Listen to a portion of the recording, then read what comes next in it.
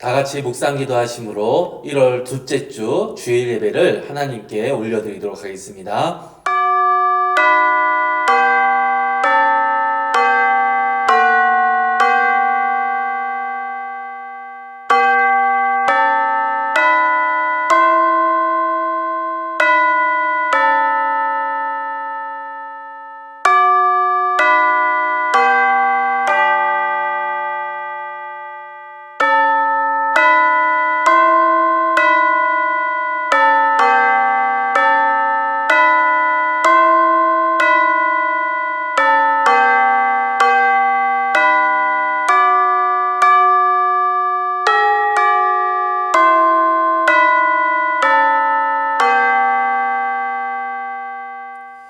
여호와는 위대하시니 우리의 하나님의 성 거룩한 산에서 극진히 찬양 받으시리로다.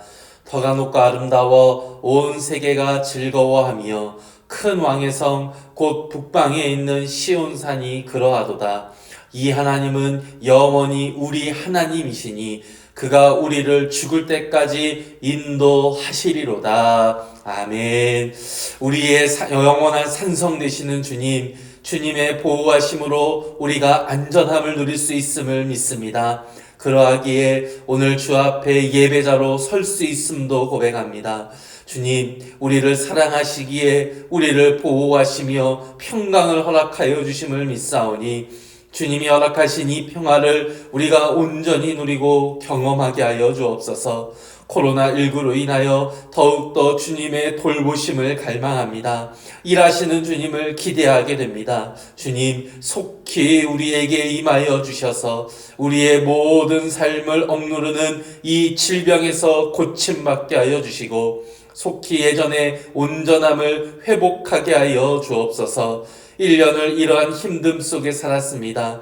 그래서 여러 곳에서 더 이상 견디지 못하고 쓰러지거나 낭망하고 있습니다. 주님, 속히 이러한 이들에게 주님의 평강을 더하여 주옵소서. 속히 회복의 길을 걸어가게 하여 주옵소서. 이 예배가 그러한 회복의 시작이 되어지기를 소원합니다. 모든 것을 온전하게 하시는 주님을 만나는 시간이 되어지며 또한 삶의 모든 부분에서 회복을 누리는 복된 시간이 되어지기를 원합니다. 주님, 예배자로선 우리에게 이와 같은 은혜를 더하여 주시어서 이제는 더 새로운 마음으로 살아갈 힘을 주시고 힘들어하는 이웃을 돌아볼 수 있는 넉넉함도 허락하여 주옵소서. 특별히 긍휼의 마음을 우리에게 더하여 주시어서 서로 서로를 돌아보고 서로 서로를 도울 수 있는 협력의 공동체가 되게 하여 주옵소서. 이 시간 이러한 마음을 가지고 주 앞에 예배자로 섰사오니 주님, 우리에게 말씀하여 주시고 주님의 마음과 뜻을 우리가 온전히 깨닫게 하여 주옵소서. 이 모든 말씀 우리의 예배를 받아주시는 살아계신 예수님의 이름으로 기도드리옵나이다. 아멘. 우리 이 시간 찬송가 80장 천지에 있는 이름 중 함께 찬양하도록 하겠습니다.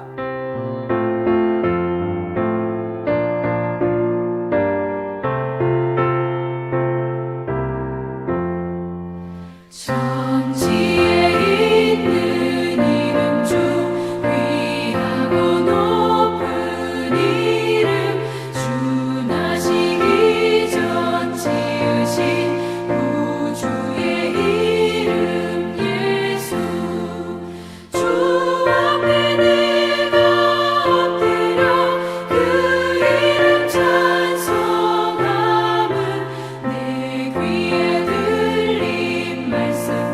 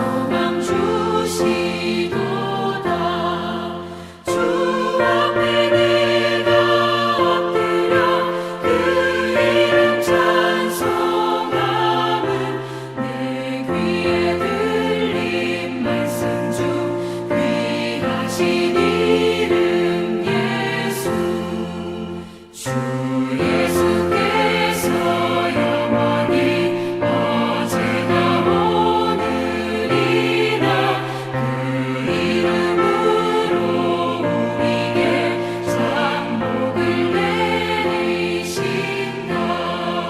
주 앞에 내가 엎드려 그 이름 찬송함은 내 귀에 들린 말씀 중 귀하신 이름 예수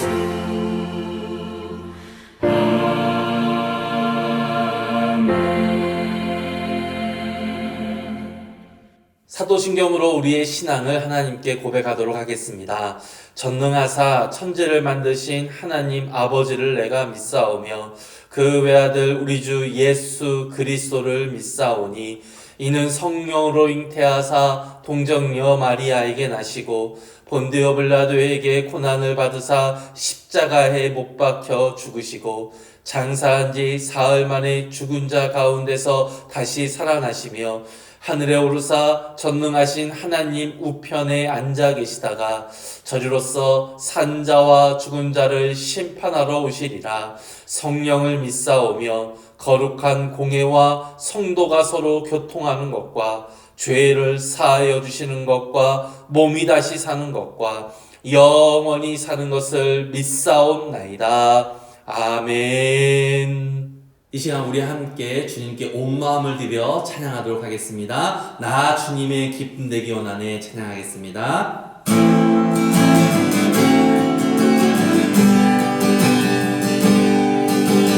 나 주님의 기쁨 되기 원하네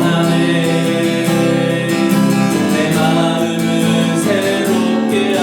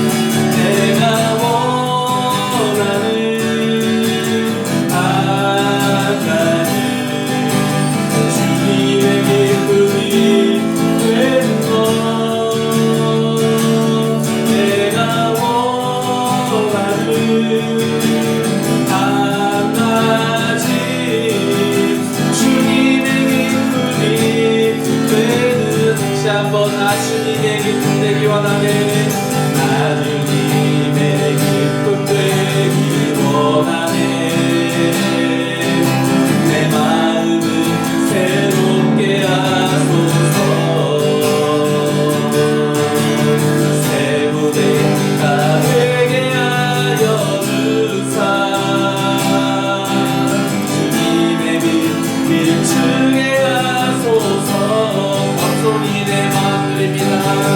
감소리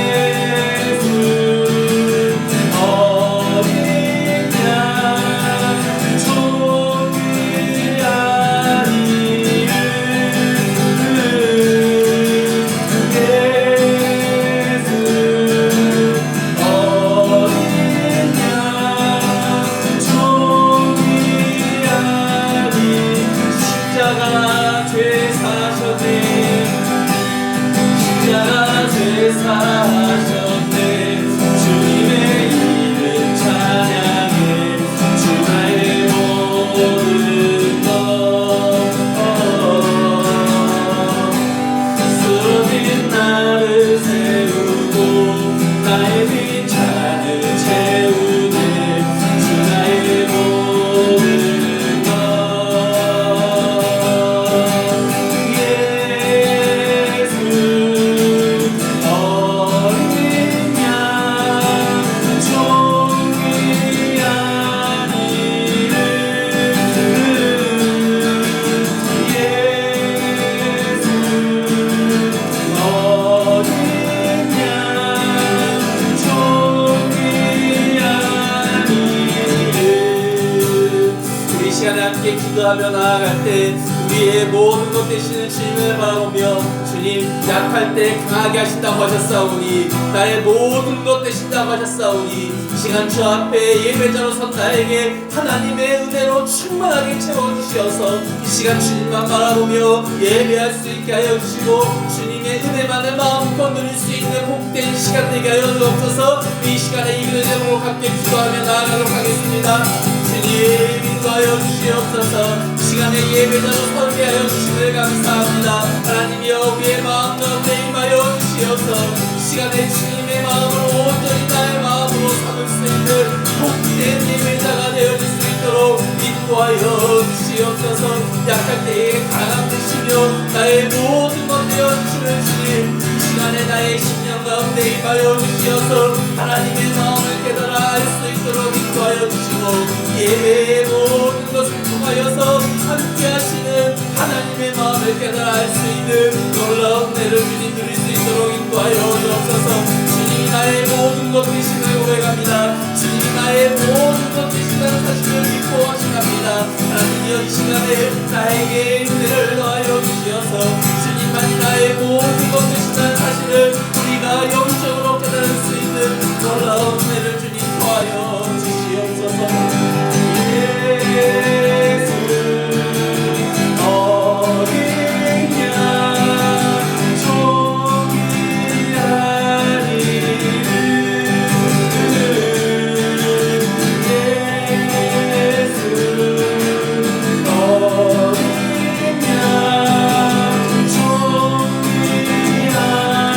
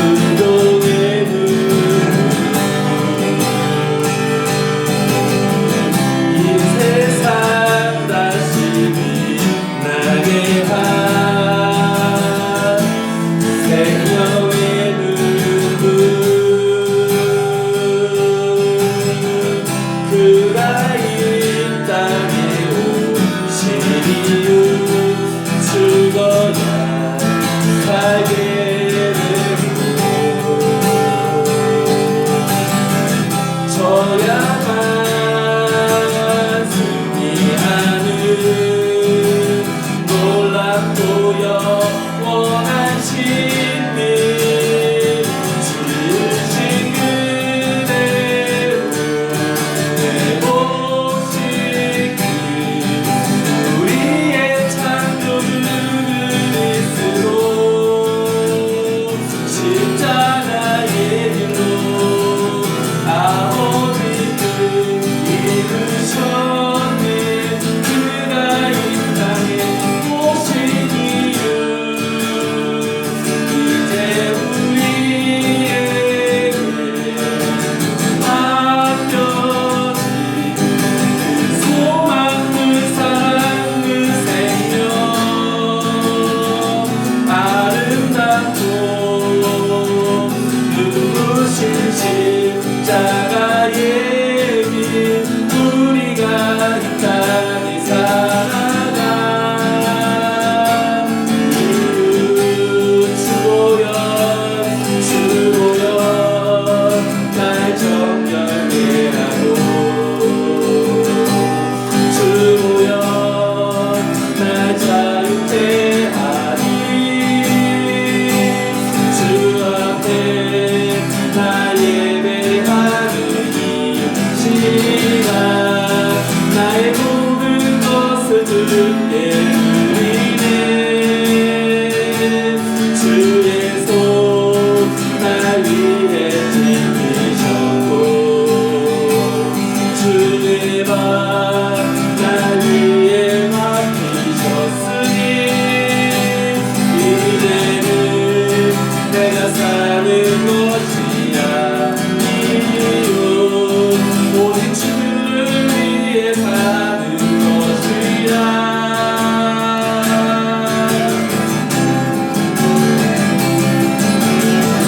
주의 손에 나의 손을 포개고 또 주의 발에 나의 발을 포개요.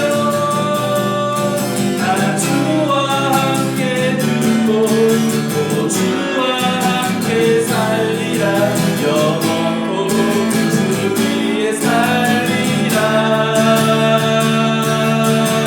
주의 손에 나의 손을 포개고 또 주의 발에 나의 발을 포개요. 나 주와 함께 듣고 또 주와 함께 살리라. 영원토록 주 위에 살리라. 주 위에 살리라.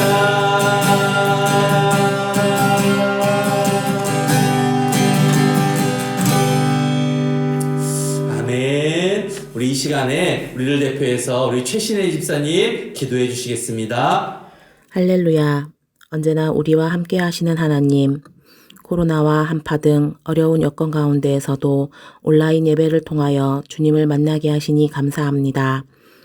2021년 우리 꿈의 교회에 보라 내가 새 일을 행하리라 라는 말씀을 주신 하나님, 우리 꿈의 교회 성도들이 이 말씀을 새기고 주님 주신 일을 행하며 주님 인도하심을 확신하게 하옵소서. 매일 수백 명씩 코로나 확진 환자가 발생하고 있습니다. 모든 대면 예배가 금지되고 교회에서는 소모임조차 할 수 없습니다. 그러나 주님, 우리가 몸이 비록 교회에 나갈 수 없으나 기도하고 예배하는 자리 그 어디라도 주님의 성전이 될 수 있음을 믿습니다. 오늘도 이렇게 온라인 예배를 드리고 있는 꿈의 교회 성도 한 사람 한 사람 주님께서 함께 하심을 믿습니다. 하루빨리 코로나가 종식되어 언제라도 교회에 갈 수 있도록 꿈의 교회 성도들 밝은 얼굴로 한 목소리로 주님을 찬양할 수 있도록 기도합니다. 주님 주신 꿈의 교회 직분자들이 모두 그들의 자리에서 빛이 나게 하옵소서. 주님 주신 일들을 감사함으로 행하고 그 결실들이 꿈의 교회에 부흥으로 나타나게 하옵소서. 매일 어두운 뉴스들만 쏟아져 나오고 있으나 우리 꿈의 교회 믿음의 성도들은 이 어려운 시기를 믿음으로 이겨나갈 수 있도록 몸과 마음을 강건하게 지켜 주옵소서. 지금 이 순간도 주님 함께 하심을 믿고 감사드리며 이 모든 말씀 예수님의 이름으로 기도합니다. 아멘.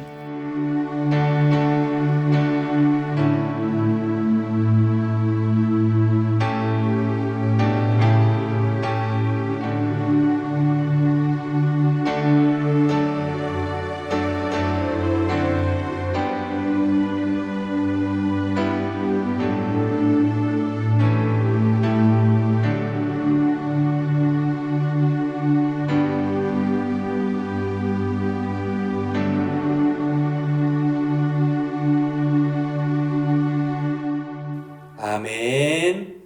아멘. 우리 잠시 꿈의 교회에 알리는 말씀을 전해드리도록 하겠습니다.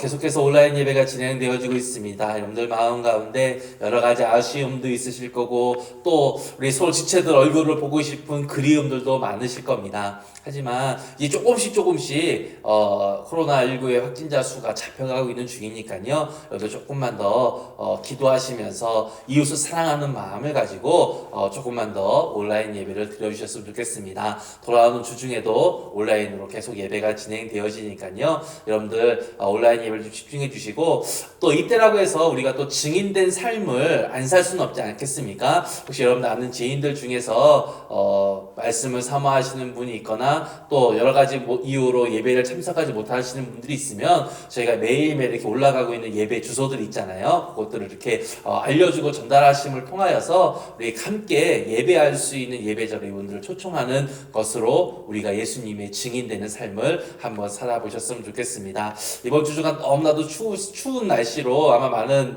우리 성도님들이 힘들어 하셨을 것 같은데요. 이번 주부터는 좀 날씨가 풀린다고 하니까 풀리는 그때까지 여러분들 건강도 유의하셨으면 좋겠습니다. 우리 다른 광고들은 주보들을 참조해 주시면 좋을 것 같습니다. 우리 함께 하나님의 말씀 마가복음 2장 18절에서 28절까지의 말씀을 우리 같이 한 목소리로 읽어보도록 하겠습니다. 마가복음 2장 18절에서 28절까지 말씀입니다. 우리 같이 한 목소리로 읽도록 하겠습니다.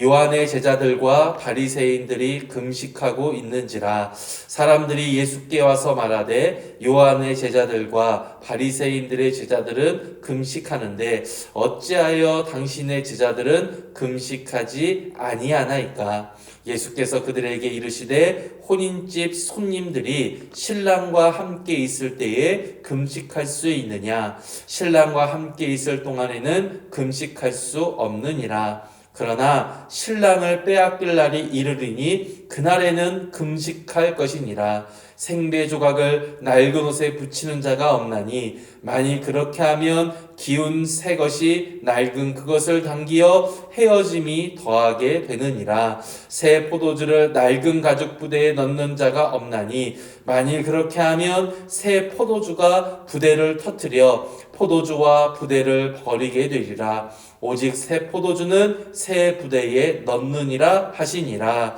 안식일에 예수께서 밀밭 사이로 지나가실새 그의 제자들이 길을 열며 이삭을 자르니 바리새인들이 예수께 말하되 보시오 저들이 어찌하여 안식일에 하지 못할 일을 하나이까? 예수께서 이르시되 다윗이 자기와 및 함께한 자들이 먹을 것이 없어 시장할 때에 한 일을 읽지 못하였느냐? 그가 아비아달 대제사장 때에 하나님의 전에 들어가서 제사장 외에는 먹어서는 안 되는 진선병을 먹고 함께한 자들에게도 주지 아니하였느냐? 또 이르시되 안식일이 사람을 위하여 있는 것이요 사람이 안식일을 위하여 있는 것이 아니니 이러므로 인자는 안식일에도 주인이니라. 아멘. 우리 아까 조금 전 광고 시간에도 말씀드렸듯이 한 주간의 한파로 인하여서 아마 여러분들 많이 힘들지 않으셨나 여깁니다. 제가 울산에서 맞이하는 두 번째 겨울이라 솔직히 많이 놀랐던 것이 사실입니다. 작년에는 여러분들 아시다시피 이렇게 춥지는 않았지 않습니까? 그래서 제 생각에 울산은 남쪽에 있는 곳이니까 원래 좀 따뜻한가 보다 하고 작년 겨울을 지나게 되어졌거든요. 그런데 올해 저의 그러한 생각이 완전히 잘못되어졌다는 것을 확인하는 한 주였던 것 같습니다. 아마 저뿐만이 아니라 여러분들도 역시 정말로 오랜만에 찾아온 한파이기 때문에 아마 많은 걱정들도 좀 하셨을 것이고 특별히 바깥에서 일하시는 분들도 아마 좀 많은 근심을 하지 않으셨을까 생각을 합니다. 그래도 감사한 것은 우리에게 이러한 한파를 이겨낼 수 있는 건강을 하나님이 또 주셨고 또 이 주일에 함께 같은 마음으로 예배자로 서게 하셨던 하나님을 만나게 되어졌으니 얼마나 감사한지 모르겠습니다. 아무쪼록 이러한 하나님의 은혜로 인하여서 영적인 뜨거움을 오늘 이 예배 시간에 누리는 저와 여러분들이 되었으면 좋겠습니다. 그래서 밖의 추위보다 문 밖에 있는 그 추위보다 더 강하고 더 뜨거운 성령 하나님을 만날 수 있는 오늘 주일 예배가 되어지기를 주님의 이름으로 축원드립니다. 우리 그러한 마음을 가지고요, 한번 이렇게 인사를 하고 오늘 예배 설교 말씀을 드렸으면 좋겠습니다. 성령 하나님의 뜨거운 은혜를 만나기 바랍니다. 우리 앞에 계신 분 한번 이렇게 인사할까요? 성령 하나님의 뜨거운 은혜를 만나기를 바랍니다. 성령 하나님의 뜨거운 은혜를 만나기 바랍니다. 아무쪼록 우리 방금 인사를 나눴던 것처럼 오늘 이 말씀을 통하여서 우리의 마음 가운데 성령 하나님의 그 뜨거움을 회복할 수 있는 은혜의 시간이 되어지기를 소망합니다. 우리 오늘 말씀을 좀 묵상하기 전에요, 한 가지 좀 전문 용어를 소개해 드리려고 합니다. 패러다임 시프트라는 단어예요. 원래 이 말이 과학 용어로서 사용되어졌는데요, 이제는 그냥 어떤 특정한 사회 현상을 나타내는 말로 사용되고 있는 단어입니다. 패러다임 시프트의 정확한 의미는요, 어떤 시대나 어떤 분야에 있어서 당연하게 여겨지고 있었던 인식이나 사상, 어떤 사회가 가지고 있는 가치관이 혁명적으로 또 극적으로 바뀌는 것을 뜻하는 단어입니다. 가장 쉬운 예가요, 바로 태양이 지구를 돈다라고 했었던 천동설이 그것이 아니라 지구가 태양 주위를 도는 것이다 라고 하는 지동설로 바뀐 것을 예로 들 수가 있습니다. 우리는 일반적으로 갈릴레오 갈릴레이가 지동설을 주장하였다가 교회의 재판으로 인하여 정죄를 받았던 그 사건들을 하나의 큰 에피소드로 기억하고 있지요. 그런데 제가 좀 찾아봤더니 고등학교 지구과학 교과서에 이렇게 기록되어져 있더라고요. 지동설의 시작이 그때가 아니라 훨씬 더 이전이었습니다. 기원전 4세기에 아리스타르코스가 처음으로 이 지동설을 주장하였다고 하더라고요. 그리고 이것이 여러 같은 일들을 겪으면서 16세기 코페르니쿠스가 지동설을 확립하였다라는 겁니다. 즉 2000년이라는 시간 동안 태양이 지구를 돈다라는 천동설을 의지하고 있었다라는 것이지요. 왜냐하면 이것이 당시 태양을 바라보던 사람들의 패러다임이었기 때문에 그렇습니다. 이에 반하는 증거들이 하나씩 나타나긴 하였지만 대부분의 사람들이 천동설을 당연하게 신뢰하였었기 때문에, 즉 천동설이 패러다임이었기 때문에 쉽게 깨지지 않았다는 거예요. 그러다가 16세기가 들어와서 수많은 증거들이 누적되어지고 결정적인 과학자가 등장하게 되어지자 이 천동설이 깨지게 되어지고 지동설이라고 하는 새로운 패러다임이 자리 잡게 되어진 것이지요. 바로 이러한 상황을 놓고 패러다임이 바뀌었다, 즉 패러다임 시프트다라고 이야기를 하는 겁니다.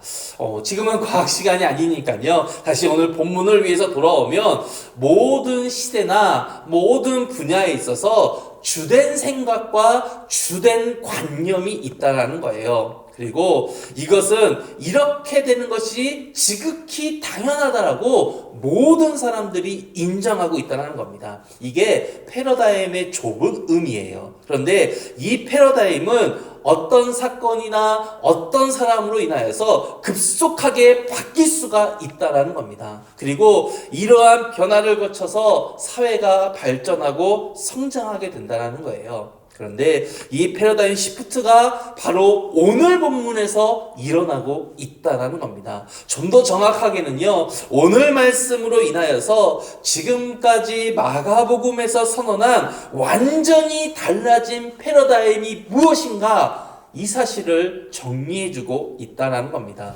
오늘 말씀이 바뀐 패러다임의 완성이다라고 바라본다면 시작이 있겠지요. 그럼 그 시작은 어디일까요? 우리가 아마 마가복음을 묵상했던 첫 시간에 묵상했었던 것 같은데요. 우리 마가복음 1장 1절 말씀을 좀 같이 읽어보도록 하겠습니다. 하나님의 아들 예수 그리스도의 복음의 시작이라. 하나님의 아들 예수 그리스도. 전에도 말씀드렸듯이 이 선언은요, 소위 목숨을 건 선언이지요. 유대인의 사고에 사람이 하나님이다라는 이 명제가 절대로 성립할 수 없는 명제이기 때문에 그렇습니다. 즉, 이 말이요, 당시의 패러다임에서 바라본다면 지극히 신성모독적인 발언이다라는 거예요. 그리고 유대인에게 있어서 신성모독은 돌로 쳐 죽임을 당하는 아주 무서운 형벌이 주어지는 죄입니다. 그런데 그냥 말이 아니고요, 당시로서는 영원히 남을 수 있다라고 믿었던 문서에다가 예수님은 하나님이십니다라는 말을 기록하였으니 당연히 유대 사회를 완전히 뒤엎어 놓을 수밖에 없는 선언이 선포되어졌다는 겁니다. 그런데 여러분들도 성경을 읽다 보면 아마 그런 분위기가 과연 있었을까라는 생각을 할 정도로 좀 평온한 느낌들이 있어요. 왜일까요? 이유가 한 가지 있습니다.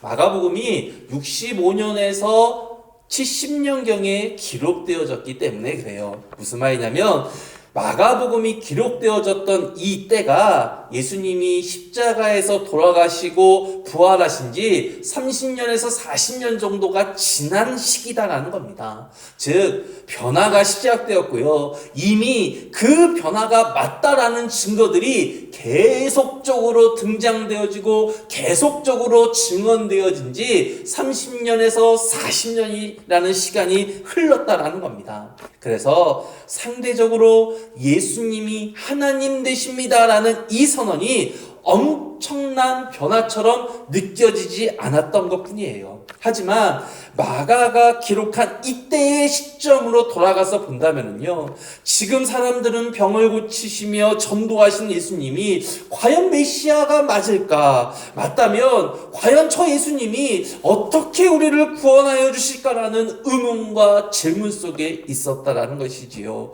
기존의 생각 속에서는 절대로 예수님이 메시아가 되실 수는 없다라는 거예요. 왜냐하면 이들이 기대하고 있었던 메시아는요, 예수님과 같이 이렇게 나약해 보이는 모습이 아니라 로마를 정복하고요, 정말로 새로운 나라를 이 땅에 세울 수 있는 인물이어야 하는데요, 예수님은 그러한 배경이 하나도 없으시잖아요. 그러한 배경 자체가 없으십니다. 그렇기 때문에 그 당시의 패러다임 속에서 예수님을 바라본다면 그들이 기다리고 있었던 메시아다라고 볼 수 있는 증거가 극히 드물었다는 거예요. 그래서 마가는 1장부터 오늘 말씀 이전까지 예수님이 바로 구약에서 말하고 있는 그 메시아가 맞다, 하나님으로서 우리에게 오신 분이다라는 것을 계속해서 증명하여 주고 있는 겁니다. 같은 이유로요, 예수님도 그의 사역을 통하여서 예수님이 누구다라는 것을 알리는 전도의 중심을 두시고 계셨던 거예요. 이러한 때에 마가는 오늘 우리가 묵상하는 이 두 가지의 사건을 통하여 예수님을 지금까지의 패러다임, 즉 지금까지 생각하던 메시아의 모습으로 이해하면 예수님을 온전히 만날 수 없다라는 것을 확인시켜주고 있는 겁니다. 패러다임이 바뀌어져서 새로운 패러다임 속에서 예수님을 만날 때, 그러한 패러다임 속에서 예수님을 경험할 때, 예수님을 보게 되어질 때 비로소 수천 년을 기다렸던 이 메시아이신 예수님을 만날 수 있다는 것을 오늘 말씀이 알려주고 있는 거예요. 먼저 첫 번째 사건은 금식에 대한 논쟁에서 시작을 하지요. 우리 함께 18절의 말씀을 같이 한번 읽어보도록 하겠습니다. 요한의 제자들과 바리새인들이 금식하고 있는지라 사람들이 예수께 와서 말하되 요한의 제자들과 바리새인의 제자들은 금식하는데 어찌하여 당신의 제자들은 금식하지 아니하나이까. 율법에요, 공식적인 금식은 1년에 한 번 속죄제사를 드릴 때 뿐입니다. 그러나 예수님 때에는요, 소위 자칭 경건하다고 여기는 유대인들은요, 더 자주 금식을 했다고 합니다. 왜냐하면 금식이라는 이 행동을 통하여서 내가 더 경건한 사람이다라는 것을 드러내고 싶은 마음이 컸기 때문에 그래요. 그래서 당시 바리새인들은 일주일에 2번, 즉 월요일과 목요일에 금식을 해야 한다라는 자체 규정을 가지고 있었습니다. 왜냐하면 금식을 통하여서 자신들이 훨씬 더 경건한 사람이다, 훨씬 더 거룩한 사람이다라는 것을 사람들에게 보여주기 위해서였습니다. 거기에 지금 사람들이 예수님께 질문하고 있는 요지는요, 다른 사람들은 이렇게 금식을 통하여서 우리에게 경건과 거룩의 모습을 보여주고 참 지도자다운 모습을 보여주고 있는데, 예수님은 메시아로 가시면서 왜 이러한 본을 우리에게 보여주지 않으십니까? 라는 질문이에요. 그리고 이 질문을 하면서 바리새인뿐만이 아니라요, 요한의 제자들까지 언급함으로 인하여서 이것이 어떤 특정한 파를 지지해서가 아니라 당시의 모든 종교자들의 모습이다라는 것을 강조하고 있는 거지요. 즉 당시의 패러다임 속에서 더 철저하고 더 그러한 모습을 드러낼 수 있는 사람이 우리의 메시아가 될 수 있다라고 믿고 있었던 거예요. 만일에 예수님이 말씀하시는 그 말씀이 사실이라고 한다면 지금까지 자신들을 가르쳤던 이 사람보다 더 경건하고요, 더 거룩해야 한다라는 거지요. 당연히 그렇기 때문에 더 많은 금식을 하는 것이 맞는데, 금식을 하지 않으니까 정말로 예수님이 메시아가 맞는 겁니까? 정말로 예수님이 지금 이 종교 지도자보다 훨씬 더 뛰어난 하나님이 맞습니까? 라는 의미로서 질문을 하고 있다는 겁니다. 예수님은 이들의 질문이 새로운 패러다임으로 예수님을 바라봐야 한다는, 이 바라봐야 온전한 답을 알 수 있다는 것을 이미 알고 계셨어요. 그래서 혼인잔치의 비유를 들어서 질문하고 있는 사람들이 새로운 패러다임을 받아들여야 한다는 사실을 알려주고 있는 겁니다. 우리 함께 19절과 20절 말씀을 같이 한번 읽어보도록 하겠습니다. 예수께서 그들에게 이르시되 혼인집 손님들이 신랑과 함께 있을 때에 금식할 수 있느냐? 신랑과 함께 있을 동안에는 금식할 수 없느니라. 그러나 신랑을 빼앗길 날이 이르리니 그날에는 금식할 것이니라. 예수님이 말씀하시는 패러다임으로서요, 하나님의 자녀가 되는 것이 거룩과 경건에만 있는 것이 아니라 기쁨의 축제 안에 있어야 한다는 사실을 통하여서 제시해주고 계십니다. 그래서 예수님은 혼인잔치의 축제로 이 비유를 지금 시작하고 계시는 거예요.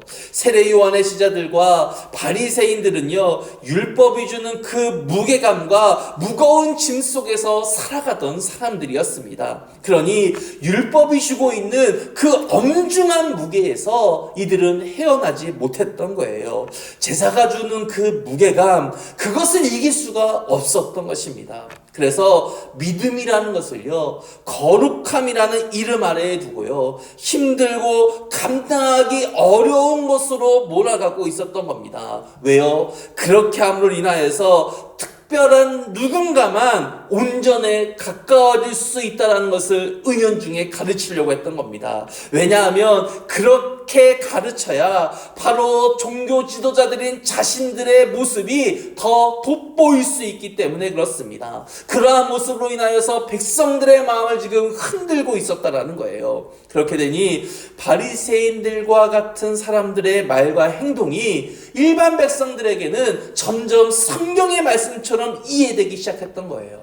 그러한 사교 속에 있었으니까 그들이 기다리던 메시아도 성경에서만 하던 메시아가 아니라 자신들이 바라보고 자신들의 믿음의 샘플이라고 여겼던 바리새인보다 더 바리새인 같은 사람이 되어야 한다라고 믿었던 겁니다.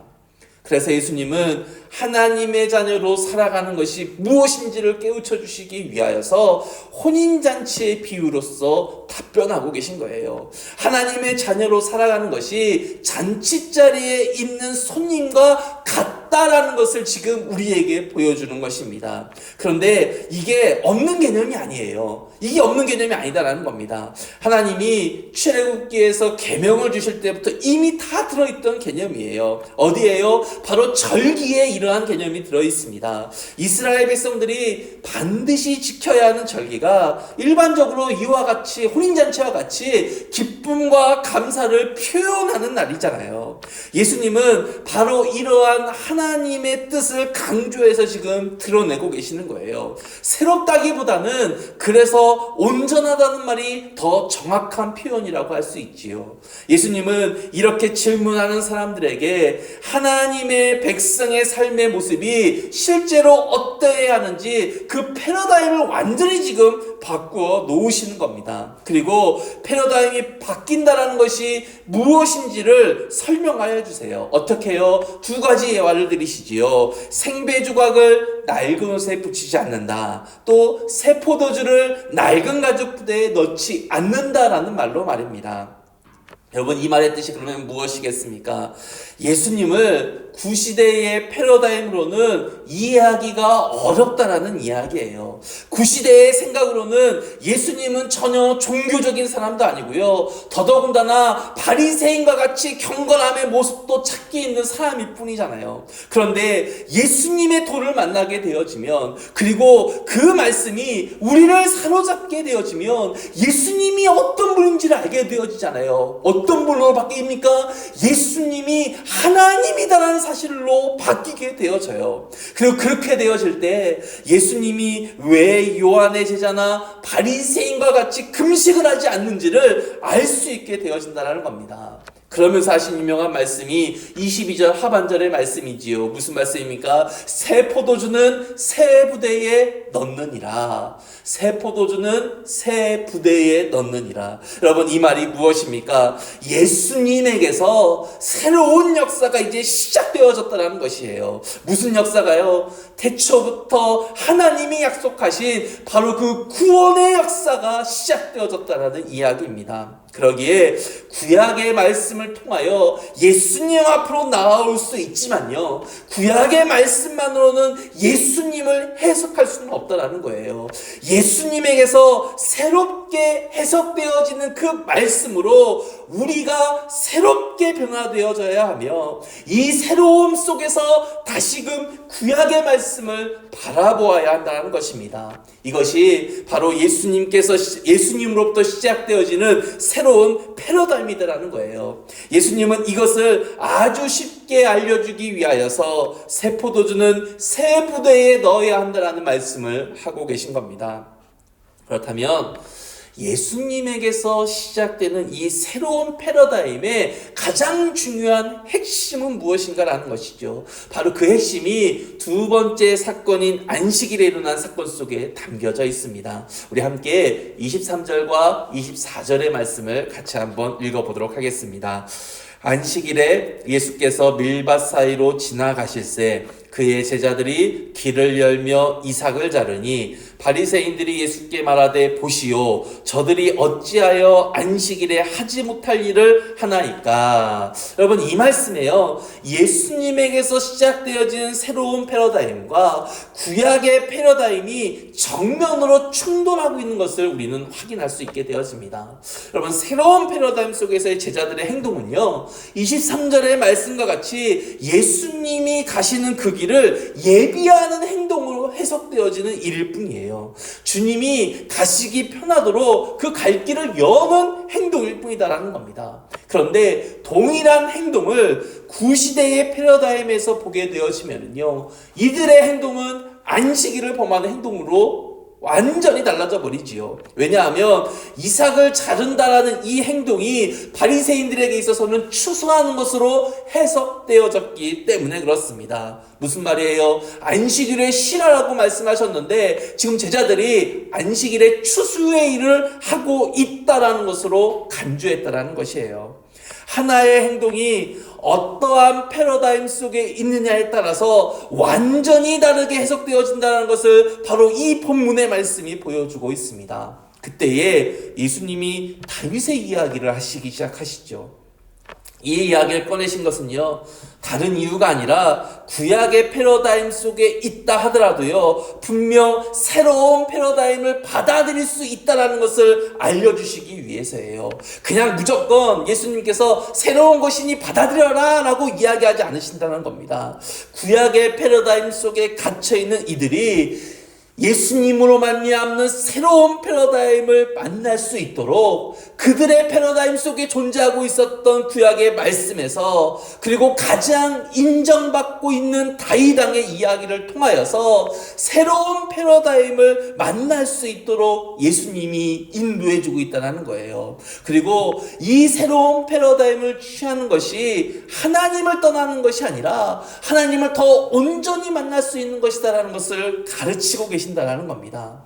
예수님이 예로 든 사건은요, 사무엘상 21장 1절에서 6절에 기록되어져 있는 사건입니다. 다윗이 사울 왕의 위협을 피해서 도망다니다가 너무나도 배가 고프게 되어진 거예요. 정말 배고파서 죽을 지경이 되어진 겁니다. 그러다가 진설병을 먹게 되어져요. 이 진설병은요, 율법에 반드시 제사장들만 먹도록 규정되어져 있는 것입니다. 그러므로 다윗이 무엇을 한 겁니까? 하나님의 법인 율법을 어기게 된 것이지요. 그런데 다윗이 이 일로 인하여서 정죄를 받았다라는 말씀이 그 어디에도 있지 않아요. 즉 무슨 말이냐면 하나님이요, 다윗의 그 행동을 용인하셨다라는 거예요. 용납하셨다라는 겁니다. 하나님이 스스로 정하신 이 법을 깨시고 다윗의 이 행동을 용인하셨다라는 이야기가 되어져요. 왜요? 하나님이 우리에게 법을 주신 이유가요, 사람을 억누르고 사람을 위협하기 위해서가 아니라 사람을 만나주시기 위해서이기 때문에 그렇습니다. 이 법을 통하여서 사람을 살리고 사람과 온전한 교제를 하시기 위해서 주신 것이 하나님의 법이기 때문에 그래요. 그래서 하나님은 다윗과 그의 무리들이 굶주림 속에 있는 것을 원하지 않으셨기에 굶주림을 해결해 주시기 위하여서 친히 하나님의 법마저도 거두셨다라는 겁니다.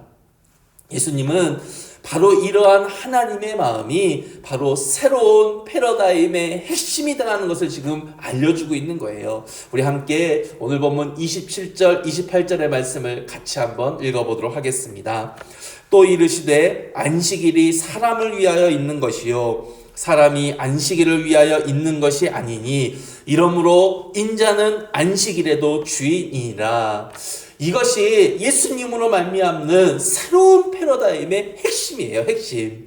하나님의 마음을 온전히 깨닫는 거예요. 수천 년을 살아오면서 왜곡되고 비틀어진 이 하나님의 말씀을 하나님의 원래의 의미대로 바로잡는 것입니다. 실제로 안식일에 일을 하면은요, 하나님이 반드시 죽이라라고 명령하신 것이 사실입니다. 그런데 그러한 명령의 마지막에 이와 같은 말씀을 덧붙이고 계신다는 사실을 우리는 절대로 잊으면 안 돼요. 출애굽기 31장 17절 말씀을 같이 한번 읽어보겠습니다.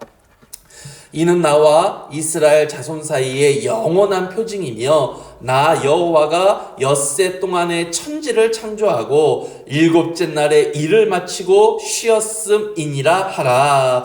여러분, 이것이 안식일에 쉬어야 하는 이유로 하나님이 말씀해 주신 이유예요. 여러분, 이 이유가 무엇입니까? 아주 단순하지요. 하나님이 그렇게 하셨으니까 우리도 그렇게 하라는 거예요. 즉 안식일을 지킨다라는 것은 하나님을 따라한다라는 것, 즉 하나님의 모습을 닮아가는 것이 가장 중요한 의미다라는 겁니다. 그러기에 안식일에는요, 다른 것이 아니라 하나님을 닮아있는 모습들이 우리에게 나타나야 한다는 거예요. 그래서 예수님은 안식일이 사람을 위하여 있는 것이다라고 지금 새롭게 해석하여 주고 계신 겁니다. 하나님을 닮는다는 것이 곧 무엇입니까? 우리가 하나님의 자녀가 되어졌다는 것이고, 그 말은 곧 우리가 살아났다는 거잖아요.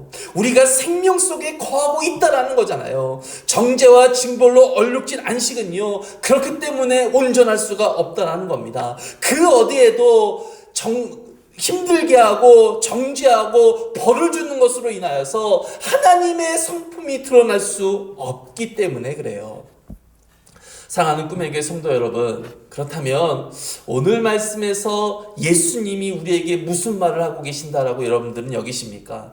하나님의 말씀을 예수님 안에서 새롭게 바라보아야 한다는 것이지요. 그리고 그 새로움은 바로 사람을 향해야 한다는 거예요. 그래서 예수님이 이 새로운 패러다임을 나중에 이렇게 다시 한번 정리를 해주십니다. 요한복음 13장 34절 35절을 우리가 고백하는 마음으로 한번 읽어보았으면 좋겠습니다. 함께 읽겠습니다.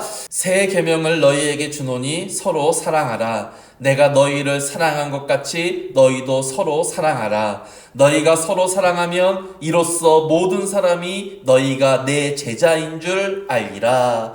이것이 예수님이 최종적으로 알려주고 계시는 새로운 패러다임, 새로운 계명이지요. 그리고 이 계명을 일선에서 가장 많이 듣고 가장 많이 경험했던 베드로는요, 베드로전서에서 이러한 예수님의 계명을 자신 나름대로 이렇게 정리하여 주고 있습니다. 우리 함께 베드로전서 4장 7절 8절 말씀도 같이 한번 읽어보도록 하겠습니다. 만물의 마지막이 가까웠으니 그러므로 너희는 정신을 차리고 근신하여 기도하라. 무엇보다도 뜨겁게 서로 사랑할지니 사랑은 허다한 죄를 덮느니라.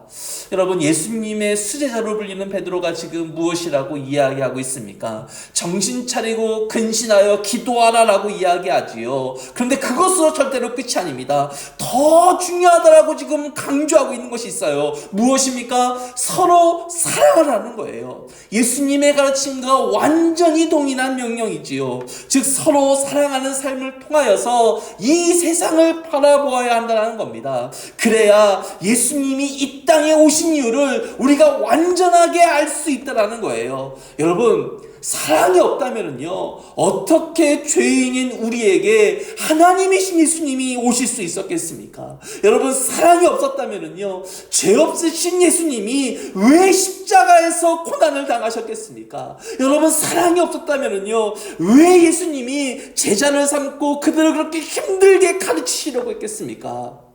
이처럼 사랑이라고 하는 이 새로운 패러다임을 가지지 않으면요, 우리는 예수님을 온전히 또한 정확하게 이해할 수가 없게 되어져요. 마찬가지로 예수님을 제대로 이해하지 못하게 되어지면요, 당연히 하나님도 이해할 수 없게 되어지지요. 그래서 마가는 그의 복음서 초반에 이 새로운 패러다임이 무엇이며 그 핵심이 어떤 것인지를요, 바리새인들과의 논쟁이라는 방법을 통하여서 우리에게 지금 알려주고 있다는 것입니다.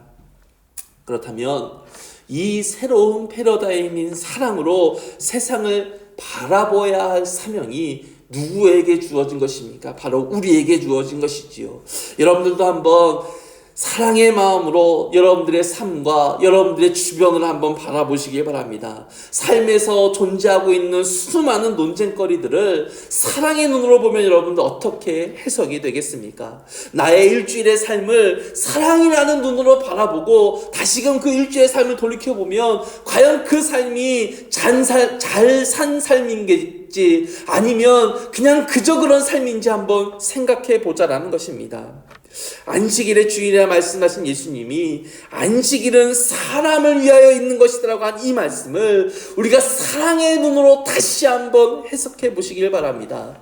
그리고 그 눈으로 지금 우리의 사회도 한번 바라보시기를 바랍니다. 그리하여 우리가 말로만 사랑한다라는 것이 아니라 사랑 자체이신 예수님과 함께 이 세상을 바라보며 해석하며 살아가기를 소망합니다. 그래서 이 사랑의 마음으로 저와 여러분이 예수님의 제자라는 사실을 이 땅에 드러내어 더 온전한 제자로 서기를 주님의 이름으로 축원드립니다. 아멘. 우리 함께 말씀을 생각하시면서 우리 그 사랑 얼마나 함께 찬양하도록 하겠습니다.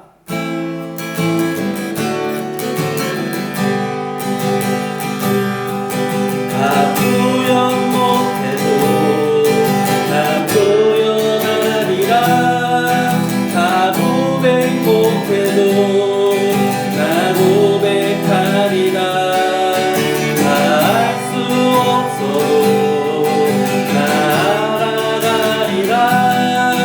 다 담지 못 못해도 나 닮아가리라. 나 표현 못해도 나 표현하리라. 나 고백 못해도 나 고백하리라. 다 알 수 없어도 다 알아가리라. 다 닮지 못해도 나 닮아가리라. 그 사랑 얼마나 아름다운지, 그 사랑 얼마나 날 구역해 하는지, 그 사랑 얼마나 크고 놀라운지를, 그 사랑 얼마나 나를 감격하게 하는. 다시 한번 다 표현 못해도 다 표현 못해도 다 표현하리라. 다 고백 못해도 다 고백하리라. 다 알 수 없어도 다 알아가리라. 다 닮지 못해도 다 닮아가리라. 그 사랑 얼마나 아름다운지, 그 사랑 얼마나 날 우욕해 하는지, 그 사랑 얼마나 크고 놀라운지를, 그 사랑 얼마나 나를 감격하게 하는지, 나를 감격하게 하는지.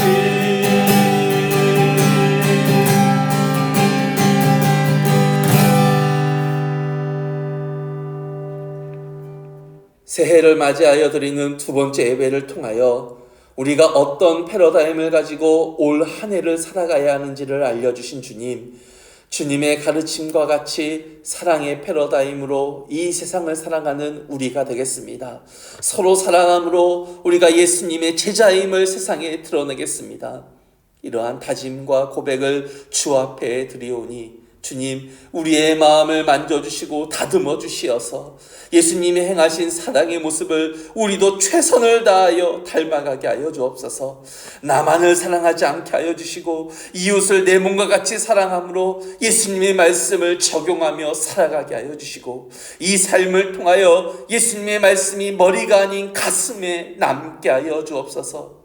말로만 하는 사랑이 아닌 삶을 통해 나타나는 사랑이 우리 모두에게 있게 하여 주시어서 이 사랑의 삶으로 하나님의 마음까지 온전하게 만날 수 있는 우리 모두가 되게 하여 주옵소서. 주님을 사랑하기에 우리의 마음이 주님께 있다라는 고백으로 우리의 물질의 일부를 주님께 드렸습니다. 주님, 이 마음을 받아주시옵소서. 단순히 물질을 드린다는 것에 머무는 것이 아니라 하나님이 진정으로 받기 원하시는 우리의 중심과 우리의 마음이 헌신의 고백으로 같이 드려지게 하여 주옵소서. 그리하여 헌신이 오늘의 말씀과 같이 사랑으로 표현되게 하여 주옵소서.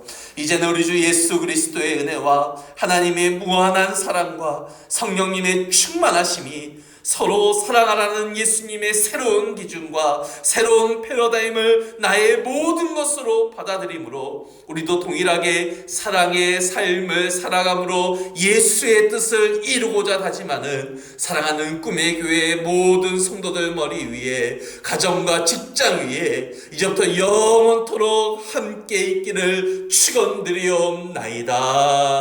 아멘.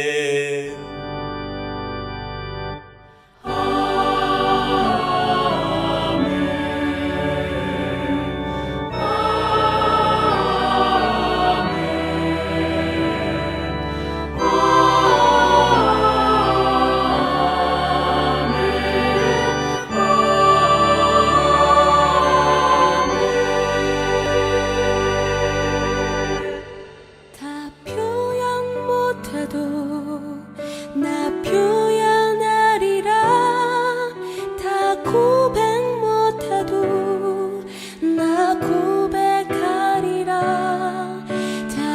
알 수 없어도 나 알아가리라 다 담지